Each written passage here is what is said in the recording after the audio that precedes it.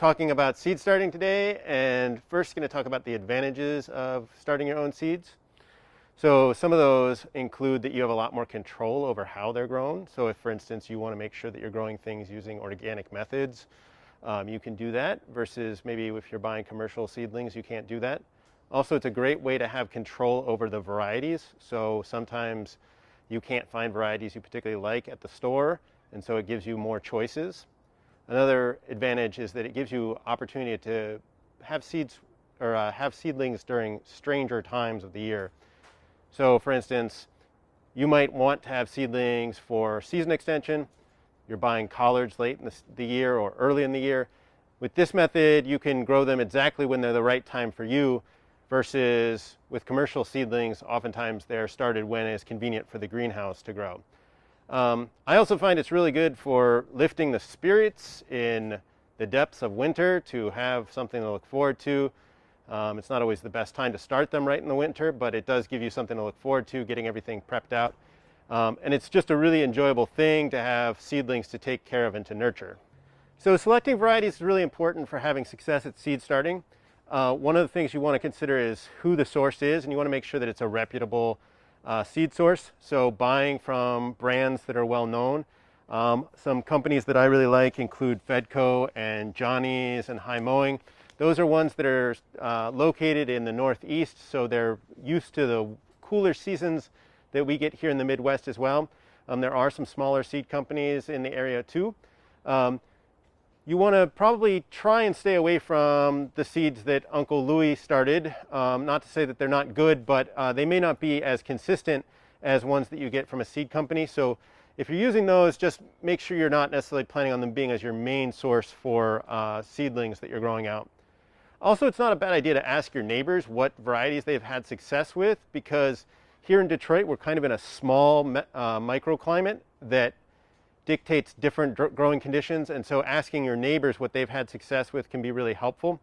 And in general, I recommend using hybrid seeds as much as possible, just because, especially if we're a home grower and we have limited space, we want to have those seedlings that are grown, be able to grow the most food for us, and we're going to see the most health from. So growing those as much as possible. So deciding when to start transplants is a really important thing. Otherwise, you could be in a situation where you have massive plants that need to go in the ground, but it's much too cold outside. Or you could have a situation where you realize that it's getting nice and warm and your plants aren't ready. So there's a few things that you really need to understand. Probably the most important is understanding frost dates. And frost dates are a bit confusing to folks. Those are based upon the average last frost or average first frost. And by average, that means that there's pretty much a 50% chance that there could still be a frost after that date. As it moves further away from that date, the chance of frost becomes less and less. So just because, for instance, in Detroit, I usually plan on average last frost date as it being around April 15th. So as we get further away, we have less and less danger of getting frost. The other thing to remember is that just because things are not going to have frost, that doesn't necessarily mean that the soil is warm enough for things to go out. So for instance, tomatoes, generally speaking, like it to be in a situation where they have good warm soil temperature and they're not getting consecutive nights where it's under 45 degrees. So they may survive, but they won't thrive. So we won't really get the advantage of putting them out necessarily earlier, or if we do, we have to really baby them along. The other thing to think about is the number of weeks it takes to start a transplant, and that really varies based upon the individual varieties. So for instance, something like a tomato plant, I usually allow 6 to 8 weeks, versus something like a collard plant, I usually allow 4 to 5 weeks. And that information can be found in a number of different places. For instance, seed packets on the back oftentimes have information that you can use. Or one of the best places for information, and is commonly available and free, are seed catalogs. Johnny's catalog, I'm not being paid to endorse their product or anything like that, but in each of them it actually has cultural information that gives you pretty much everything you need to know about when is the best time to start them. So with the idea of knowing when you want to start them, number of weeks, knowing the frost date, you can then calculate. So an example of that might be that I've decided that I want to plant my tomatoes 6 weeks after the average frost date. and I know that it takes 8 weeks. So I just count backwards from 4 weeks after that average last frost date, and then I know where to start it. So using a simple calendar, I can do that. And I actually use a calendar that has the weeks of the year on it so that it makes my math really simple. So I can look it up and I can see that where April 15th is, and then I can count 4 weeks forward from that to where I want to start, or 6 weeks to where I want to plant, and then I count backwards and find my date that I start. So if you're going to grow plants, you've got to have something to grow them in, some sort of container. And you can certainly buy commercial containers or even go to a nursery and ask them for leftovers that they have. But you can also just hit your recycling bin, because we have all kinds of containers. Here's a yogurt container, here's a little salad dressing container, and a lot of us are going out to eat a lot, or getting takeout these days. We're not going out to eat that much anymore. So we have lots of takeout containers that we can be using as pots. Or here, this is look at this is a little greenhouse right there. So there's all kinds of things that we can use, that we can steal from the container for. But one thing to know is that generally speaking, the smaller the plant, the smaller the container. You don't want to, if you're trying to grow a relatively small plant, you don't want to start it in this big container. I do what's called potting up, which is I start in a very small container and then move it up. So if I, for instance, did want to grow in this container, I wanted to grow a plant that's, got a 4-inch wide diameter, I might start it in a strip tray like this, where I'm going to start it, and then I'm going to do what's called pricking out, and we'll show you that in a little while. I might prick out into this container, and then as it grows and gets bigger, then I'm going to prick out into this container to finish it out. If you just find yourself putting it immediately into this single location, it's just too much space. It tends to be difficult to regulate moisture properly, and they don't really thrive. I think it's similar to humans, where when we're smaller, we need more nurturing, and we tend to thrive in small spaces, maybe sharing that bedroom with our brothers and sisters. But as we get older, we need more space. One thing to be mindful of is that you really want to make sure that you always cut holes in containers so that you get good drainage. So that's just a matter of taking a knife and poking a few holes in here. It doesn't need to be a lot, but you need to make sure that the water isn't sitting in there so that you get proper drainage. So any container you use needs to have holes in it. My favorite container for starting seeds in are these small egg cartons. I actually prefer the styrofoam ones because they hold moisture better. And if you use those fancy organic paper ones, they tend to rot out. So even though maybe this isn't as environmentally appropriate or whatever, this is my preferred one. And you can actually cut this top off. And then poke holes in each of these, and you can use this top as being the tray that holds it, so that when you water it, you don't get water everywhere on your countertop or wherever you're watering. So it serves as its own little tray, and I actually even like to write what variety is sitting in there, because it stays with a permanent marker on there, and that way, as long as I keep the proper orientation of the tray and I don't move it around, I don't even have to worry about the tag. So at this point, most folks, when starting seedlings indoors, use a commercial potting soil mix. So such as this one. This one I'm not necessarily, again, endorsing the brand of, but this is pretty stereotypical of what you're going to get. And its main components of what you're going to have in it are some peat moss or coconut coir, and then something like perlite, which is this little white stuff. A lot of people think that this is styrofoam. It's actually not. It's more similar to, if you know what pumice is, that you use for perhaps on your feet or something like that. It's much more similar to that. It's an actual volcanic rock. And what it does, it helps keep the soil open. So if you were to just use peat moss or coir, you'd quickly find that it packs down. So this really helps keep it open and keeps the air through. Also common is vermiculite. This blend has it. Another one that we use commonly doesn't. And vermiculite is another volcanic material, and it's really for moisture retention. Most of these mixes don't come with it, but something that I always add to mine is some compost. This is just compost we make here. It's nothing fancy. We don't buy it or anything like that. And you want to do compost in about 3 parts potting mix to 1 part compost is about a good ratio.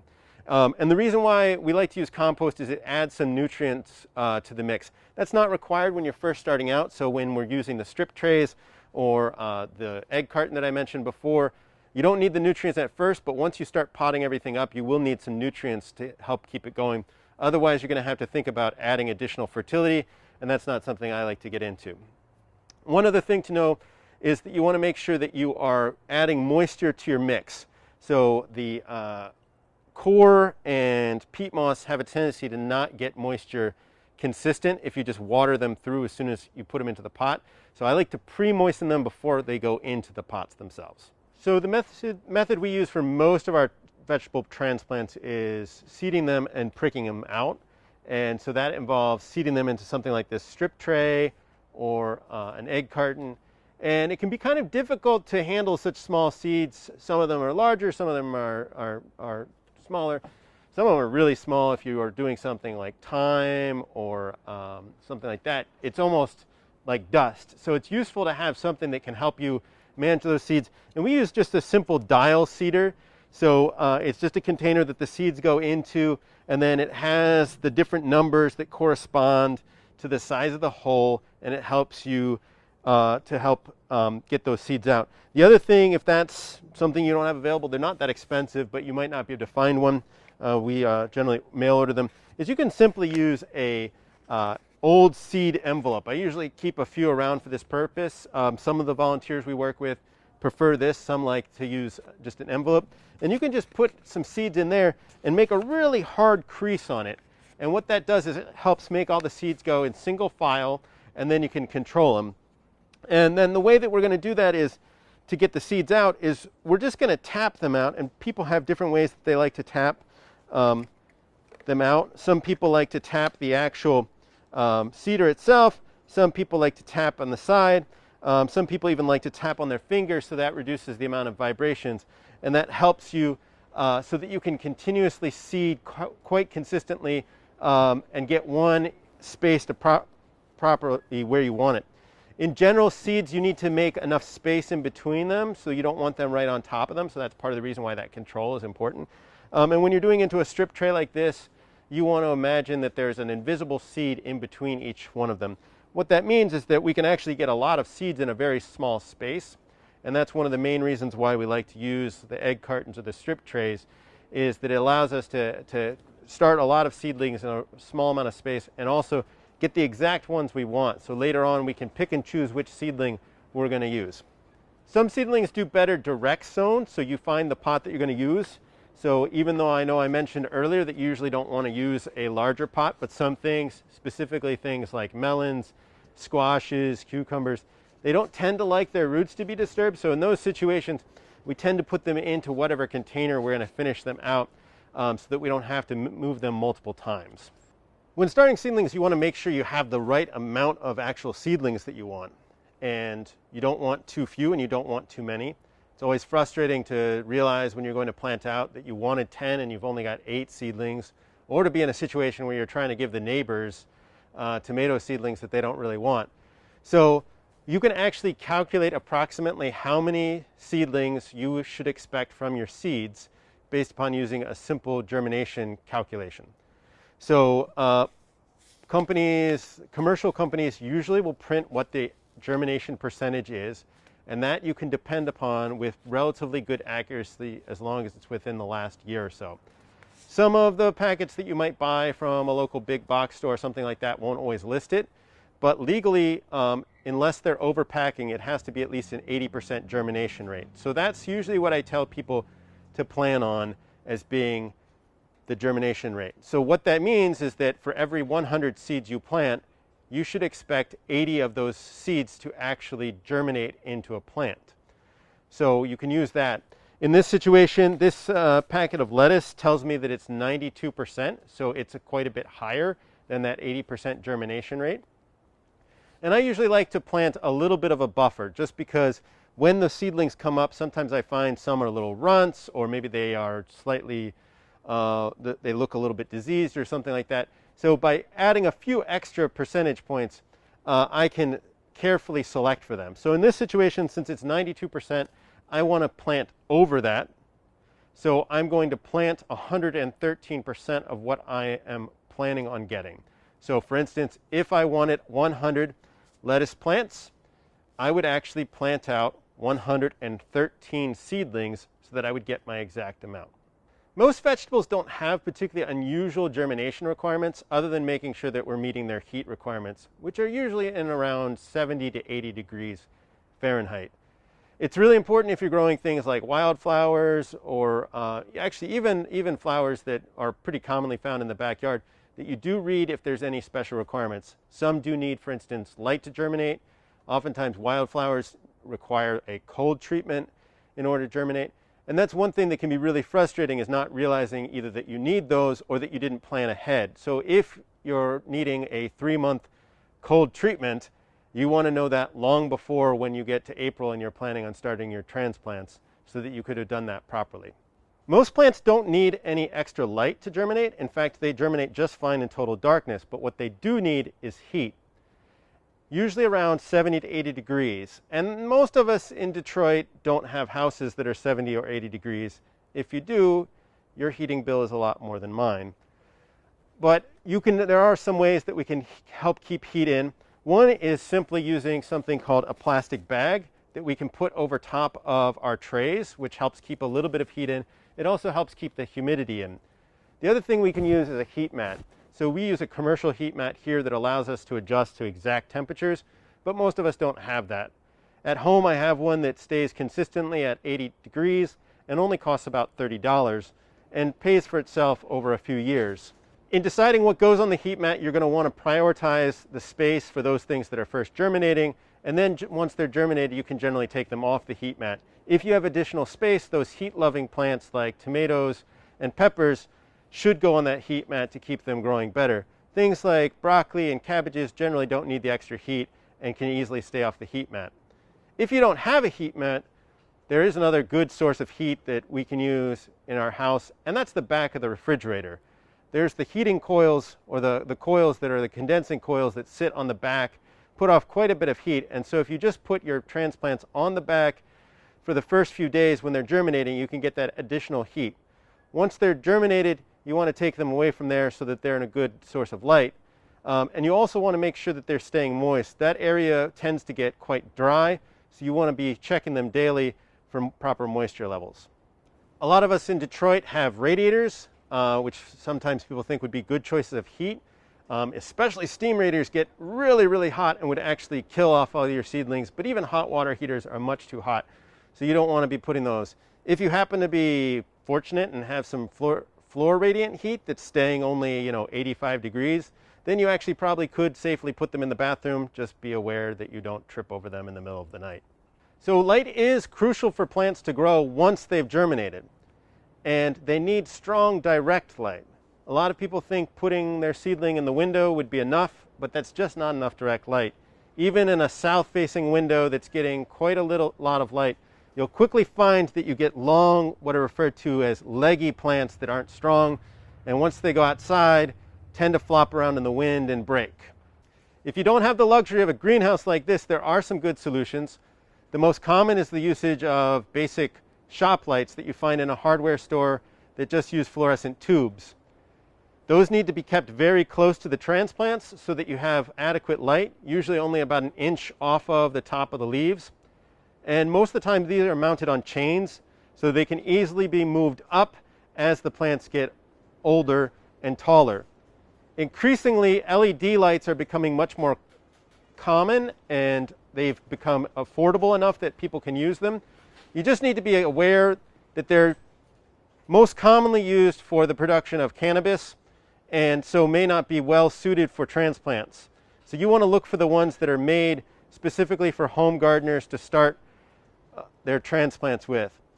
They don't have to be the full spectrum ones, that they can be the red and blue ones.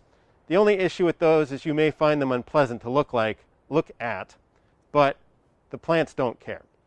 So about a week before you're ready to put your plants outside, you want to start the process of hardening off. What that is doing is acclimating them to being outside in the conditions that are not quite as forgiving as your house or your greenhouse. So each day you're going to slowly take them out for a little bit longer. looking at what the weather is going to be like. So for instance, if we're going to have a nice 60-degree afternoon, you might put them outside in the afternoon for about 2 to 3 hours and then bring them inside.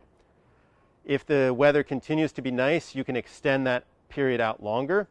Usually you want to start them in the shade because they might not be as used to direct light, and then you can slowly move them out to the direct light. As they've been out for longer, say on their 4th or 5th day, if we're supposed to have a nice evening, you could even leave them outside or in a more protected place such as a mudroom or garage where they'll get cooler weather but not be directly exposed to as cold a weather. You also want to think about watering. As they're getting outside, you want to slow down how much water they're getting so that they're more conservative with how much water they're using. They're used to being watered every single day as much as they need, and if you start to slow down the amount of water, they won't use as much.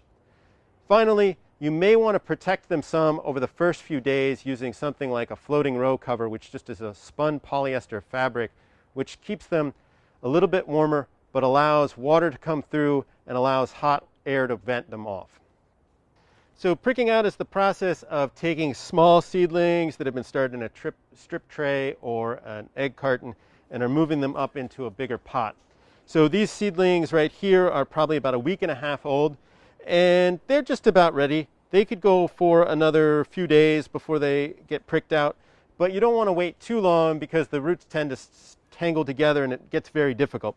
So we're just going to use a stick like this. Chopsticks work really well, and we're going to get right up underneath their roots and just grab a handful. This is a perfect day for doing this. These nice overcast days like this where the roots aren't going to be exposed to a lot of sunlight is perfect. If you're inside, that's obviously not a concern, but if you are doing it work in the greenhouse or outside, you're going to want to make sure that it's on an overcast day. And then we're just going to take each of these plants and we're going to separate them out. And I'm just using this stick to kind of massage the roots apart. And you can see, even though they're only a week and a half old, they've already got a pretty robust root system. If they were much more than that, they'd be really hard to get separated apart. And then we're just going to take each one and place it into the cell that it's going to go into. And you don't even have to make a hole for this. We're just pushing them down by their roots down so that they're just about above the soil level, just slightly above that. And this is going to then be in the container that they're going to finish out to, assuming that I want them to be at about a 5-week-old transplant. If I was looking for a larger one, a 6, 7, 8-week-old type transplant, a larger, more robust plant, I would then pot these up a second time into a larger pot, say into a 2-inch pot or something like that.